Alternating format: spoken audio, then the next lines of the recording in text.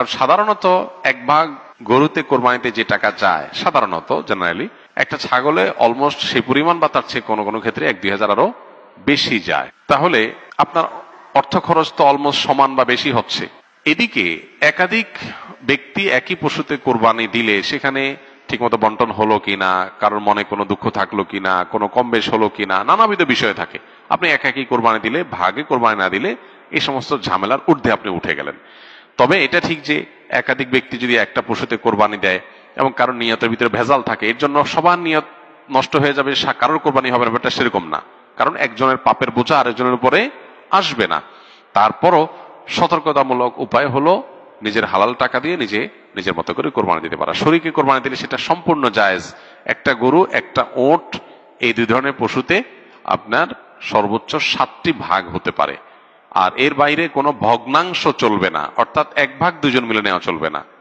যে কোনো এক ব্যক্তি বা একটা পরিবারের তরফ থেকে একটা ভাগ হবে, এভাবে সর্বোচ্চ 7 ভাগ। সেক্ষেত্রে যত ভাগ কম হবে সব তত বেশি হবে। কারণ হলো একটা গরুর দাম যদি 70,000 টাকা হয়, 7 ভাগ হলে 10,000 করে পড়বে। আর যদি সেই গরুটাকেই আপনি 2 ভাগে করেন তাহলে 35,000 করে পড়বে, তাহলে টাকা বেশি খরচ হবে। ইন্না আইজামাল জাযাই মা আইজামিল বালা।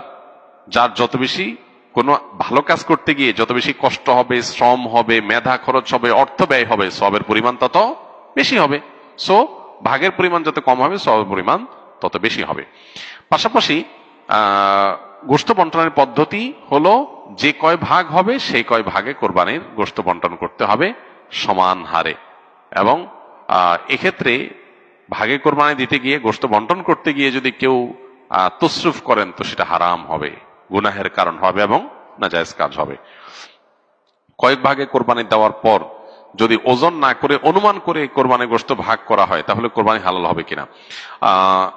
অনুমান করে ভাগ করলে সেটা জায়েজ হবে তখন যখন শেয়ার হোল্ডার যারা আছেন, যাদের ভাগ আছে, তাদের কারোর মনে যদি কোনো দুঃখ না থাকে, তারা নিজেরা যদি সম্মত হন। ধরা যাক যে 2 ভাই মিলে কোরবানি দিয়েছেন, তারা চিন্তা করতেছেন এত এক্সাক্ট মাপামাপি করা ঝামেলার ব্যাপার, অনুমান করে আমরা ভাগ করে ফেলি, আমাদের কোনো দুঃখ নাই, একটু কম হোক বেশি হোক আমরা ভাই ভাই, কোনো অসুবিধা নেই।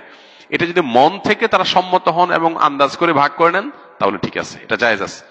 কিন্তু একাধিক শেয়ার যখন থাকে তখন আসলে অনেকে হয়তো মুখে বলতে পারে হ্যাঁ অসুবিধা নেই, মনে তার দুঃখ থাকতে পারে। এই জন্য সেফ এবং নিরাপদ হলো যথাযথভাবে সেটা পাল্লায় ওজন করে হোক আর কোনো গামলায় মেপে হোক সমান সমান করে দেওয়া, এটা হলো সবচাইতে সেফ। যদি শেয়ার যারা আছেন তাদের কারোরই দুঃখ নাই এটা নিশ্চিত, তাহলে সেক্ষেত্রে আন্দাজ করে করলে অসুবিধা নেই।